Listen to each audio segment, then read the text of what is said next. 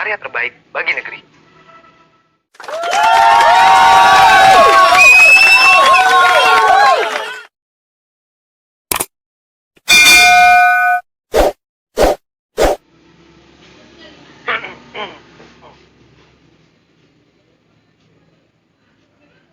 Assalamualaikum warahmatullahi wabarakatuh. Selamat malam, salam sejahtera buat kita semua, sahabat Kompas.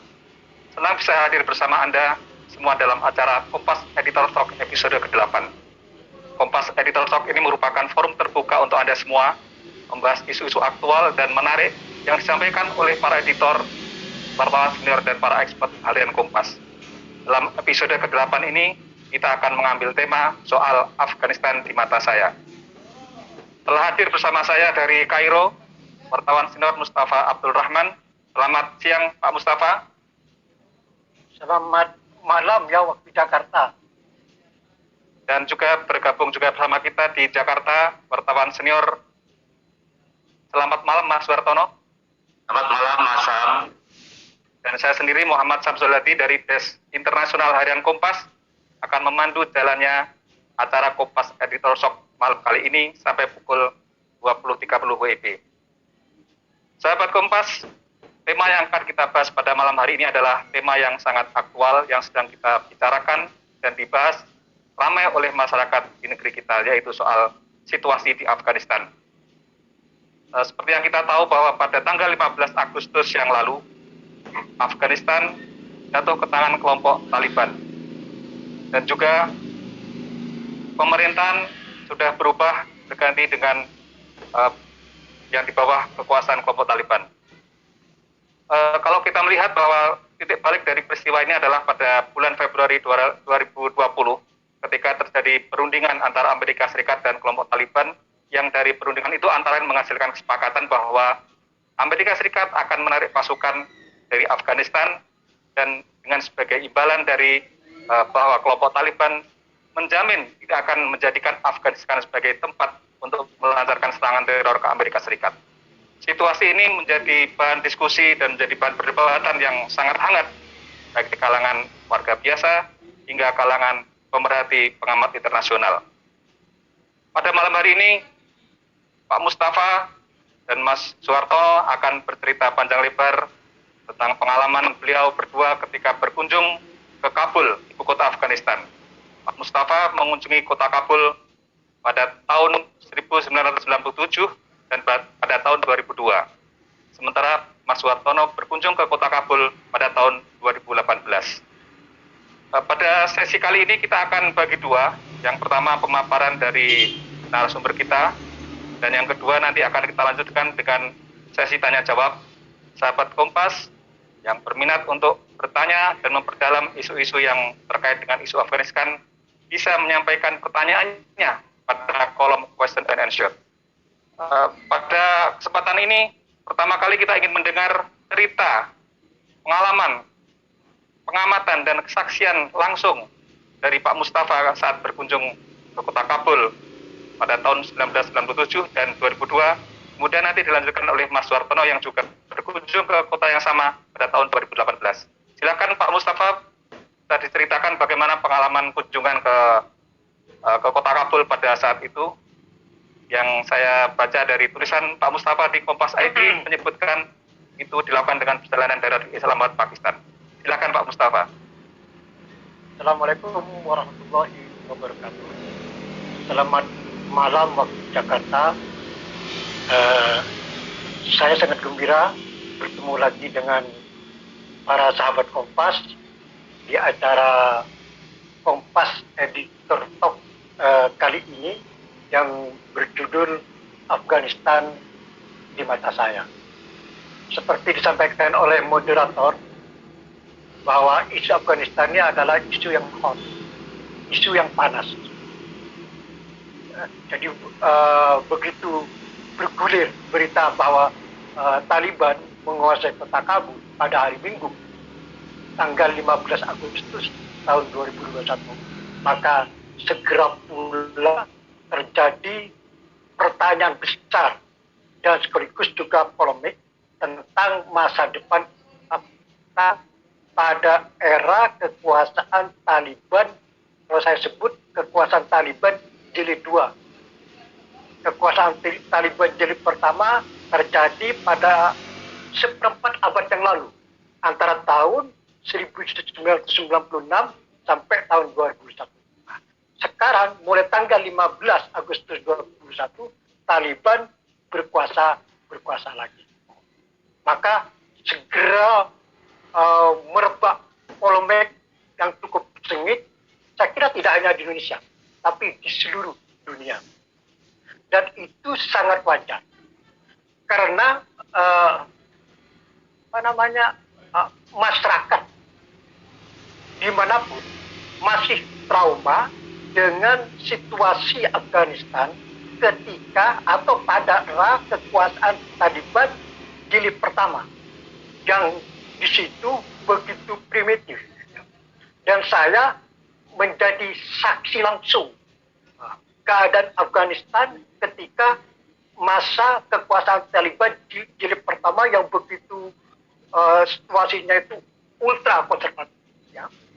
Begitu boleh dikatakan primitif. Saya kalau tidak salah ingat ada sekitar 5 hari sampai 7 hari. Itu asal saya seperti hidup di penjara. Sampai saya bersumpah bela diri, kalau situasi Afghanistan seperti ini, mudah-mudahan saya tidak datang lagi ke negeri ini. Tapi yang menarik, sebetulnya sebelum masuk kita bicara tentang situasi dalam negeri Afghanistan, sesungguhnya ada 3 hal kalau kita berbicara tentang masa depan Afghanistan. Ada isu besar, ada 3 isu besar. Pertama adalah menyangkut terorisme. Yang kedua adalah masalah geopolitik, isu geopolitik. Yang ketiga adalah situasi dalam negeri di Afghanistan, khususnya situasi HAM-nya. Lebih khusus lagi tentang nasib kaum perempuan. Ini yang banyak mungkin sedang ditunggu oleh para partisipan malam ini, ya. Saya ingin membahas satu persatu secara singkat saja. Karena waktu yang diberikan pada pembicara ini tidak terlalu banyak, hanya 15 menit. Mungkin saya berbicara per isu hanya 5 menit saja. Kalau berbicara tentang terorisme, wajar, ya. Wajar kalau masyarakat internasional, termasuk masyarakat Indonesia, ya, mencemaskan situasi Afghanistan kalau dikaitkan dengan terorisme. Karena, ya, pada era kekuasaan Afghanistan jilid pertama, kita sudah kenal bahwa Afghanistan menjadi tuan rumah atau menjadi tempat perlindungan, ya, jaringan terorisme, ya, dunia, khususnya adalah Tanzim Al-Qaeda, dan lebih khusus lagi adalah pemimpinnya Usama bin Laden, ya. Dan itu wajar kalau sekarang muncul kecemasan ke Afghanistan akan kembali seperti itu atau seperti situasi pada seperempat abad yang lalu, ya. Sesungguhnya, ya, isu terorisme ini sudah tidak sekecil lagi. Terorisme ini sudah mengalami pelemahan sedemikian rupa menyusul kekalahan ISIS di lumbungnya, yaitu di Irak dan Suriah dalam beberapa tahun terakhir ini. Jadi kekalahan ISIS di Irak dan Suriah itu dampaknya luar biasa, melemahkan jaringan terorisme di seluruh dunia. Apalagi di Afghanistan. Di Afghanistan, ISIS itu adalah musuh bubuyutnya Taliban. Jadi bukan ISIS itu berteman dengan Taliban, ini jangan sempat disalahpahami. ISIS itu adalah musuh bubuyutannya Taliban. Taliban terlibat bentrok senjata, perang, ya, perang berdarah-darah selama 2 tahun dengan ISIS, dari tahun 2015 sampai tahun 2013. Kenapa? Karena secara ideologi ISIS sama Taliban beda jauh. ISIS ini adalah memiliki ideologi transnasional yang ingin menguasai wilayah dimanapun saja. Sedangkan Taliban adalah gerakan lokal murni. Dia tidak punya visi ingin ekspansi ke negara lain. baik secara wilayah maupun ideologi. Ya. Ketika ISIS bertumbuh dan cukup berkembang secara pesat di Afghanistan pada tahun 2015, karena itu dampak dari situasi di Irak dan Syria, dan ingin menguasai beberapa wilayah di Afghanistan, khususnya wilayah Afghanistan Timur dan Timur Laut yang menjadi basis Taliban, maka terjadilah bentrok. Jadi ISIS dan Taliban ini harus kita ketahui itu adalah musuh bebuyutan secara politik di Afghanistan. Adapun Tanzil al-Qaeda itu sudah boleh dikatakan mungkin dikatakan sudah tidak ada. Umpamanya ada sudah berupa sel-sel tidur saja. Sel-sel tidur saja. Kalau pun dikatakan ada, ataupun kalau masih ada pengikutnya sudah melakukan evolusi dan bergabung sudah mengalami kekalahan. Jadi masalah terorisme saya pikir tidak perlu dikhawatirkan. Melu Amerika sendiri Tony Blair menegaskan bahwa tujuan utama invasi AS ke Afghanistan itu adalah memerangi terorisme, dan itu sudah selesai. Jadi Amerika yakin bahwa ini tidak ada masalah. Barangkali salah satu faktor Amerika mau mundur dari Afghanistan karena terorisme sudah tidak menjadi ancaman. Pertama, itu yang isu pertama ya. Isu kedua masalah isu geopolitik. Nah, ini lebih seru. Amerika memutuskan mundur dari Afghanistan ketika Amerika terlibat konflik ya, terlibat persaingan dengan Cina dimanapun di muka bumi ini. Dan Cina ya sudah merancang bahwa Afghanistan itu bagian dari jalur sutra. Cina sudah menyiapkan dana 60 miliar ya, untuk pembangunan sutra dari Cina ke Asia Selatan melewati Asia Tengah, khususnya lewat Afghanistan. Nah, ini yang ditunggu oleh Cina. Nah, kalau AS ya rela begitu saja melepas secara penuh Afghanistan, maka Cina akan masuk. Maka saya tidak yakin, atau ya secara kepentingan Amerika itu tidak meninggalkan Afghanistan walaupun secara tidak langsung, tetap dia harus mengontrol Afghanistan, baik melalui punya komunikasi langsung dengan Taliban atau dengan negara-negara yang punya hubungan baik dengan Taliban seperti Qatar, Pakistan misalnya, supaya Amerika masih punya kekuatan lebih untuk menekan pengaruh China di Asia Tengah. Jadi kalau bicara masa depan Afghanistan secara geopolitik, ini akan terjadi pertarungan sengit antara China sama Amerika. Adapun Rusia harusnya sudah tidak tertarik lagi dan Afghanistan. Dia sudah kapok. Kepentingan Rusia itu adalah mengamankan negara-negara bekas anggotanya, yaitu yang menjadi tetangga Afghanistan seperti Tajikistan, Uzbekistan, dan Turkmenistan.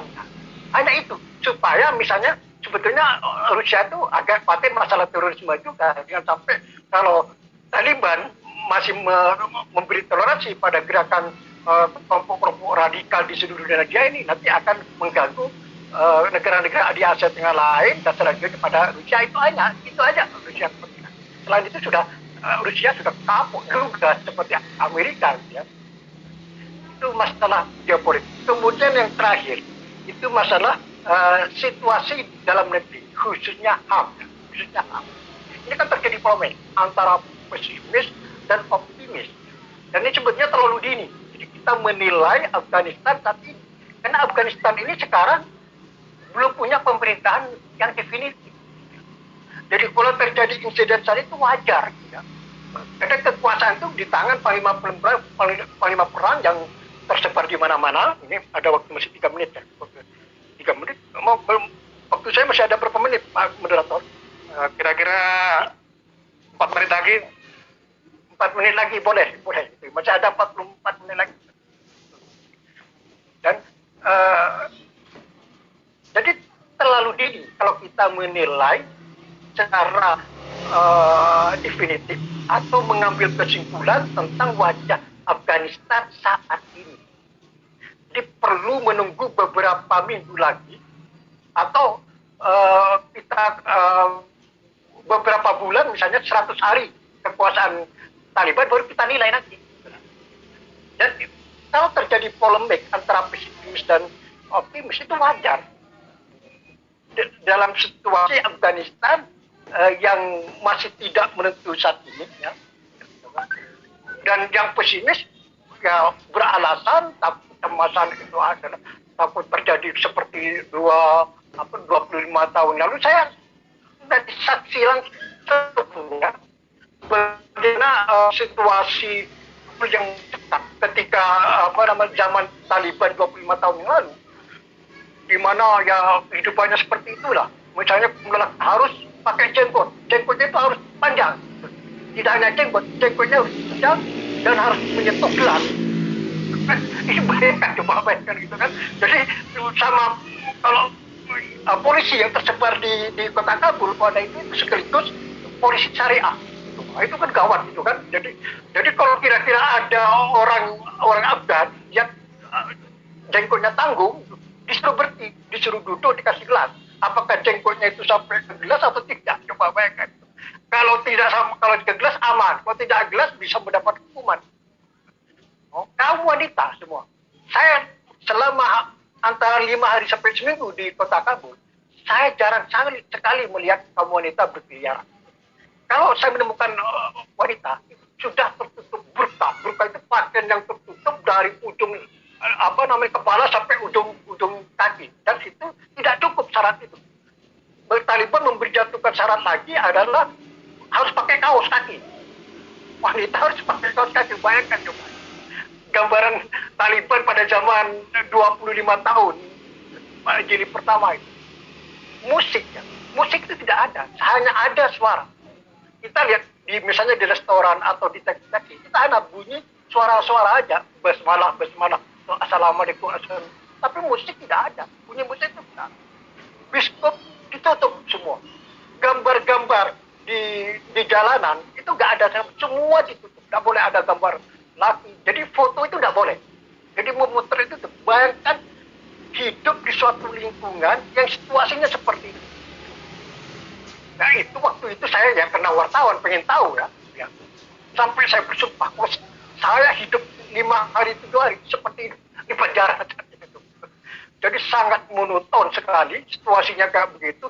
Tapi kelebihan saat itu aman sama sekali.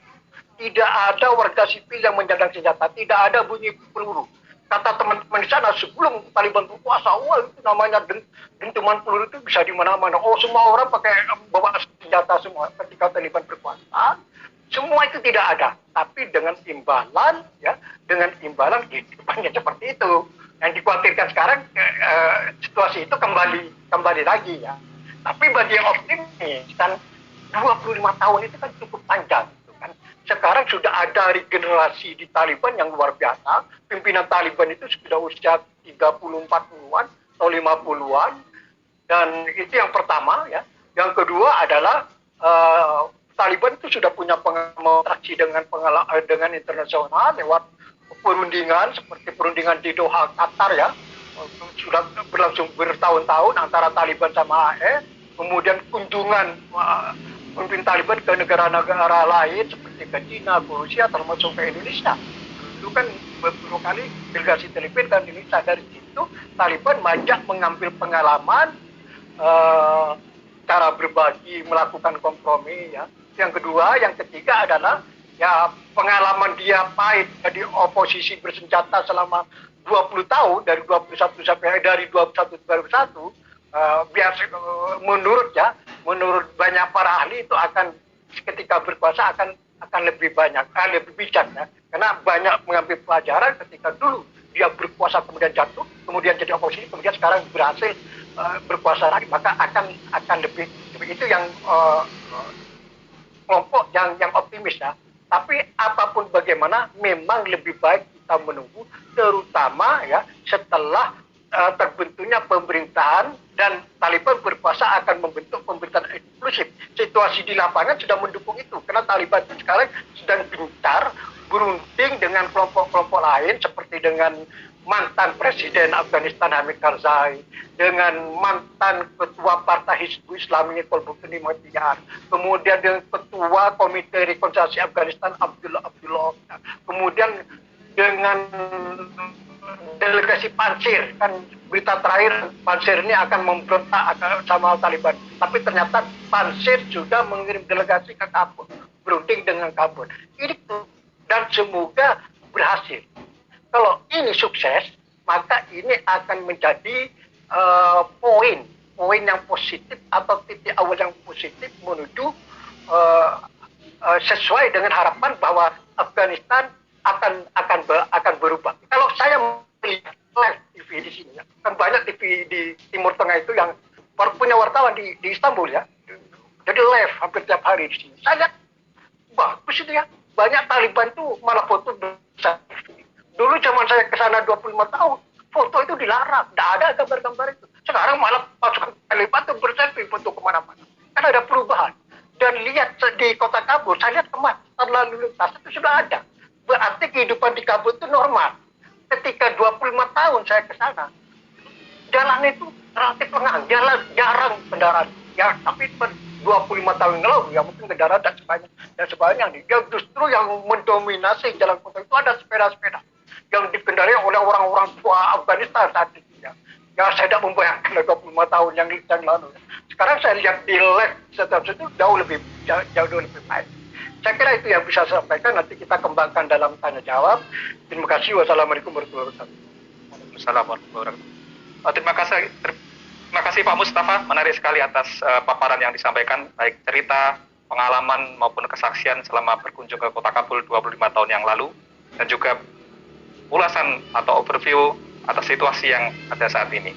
Sahabat Kompas, apabila Anda ingin mendapatkan tulisan dari Pak Mustafa terkait apa yang sudah disampaikan tadi, Anda bisa membaca di halaman Kompas. Pada hari ini, Pak Mustafa menulis tentang bagaimana wajah pemerintahan di bawah Taliban jilid 2. Berikutnya, saya akan beralih ke Mas Suhartono. Mas Suhartono berangkat ke Kabul pada tahun 2018 bersama dengan kunjungan Bapak Wakil Presiden saat itu, Bapak Yusuf Kala, dan pengalaman itu juga sudah dituangkan Mas Suhartono di dalam tulisannya di Kompas ID, yang berjudul Berbont Rompi Anti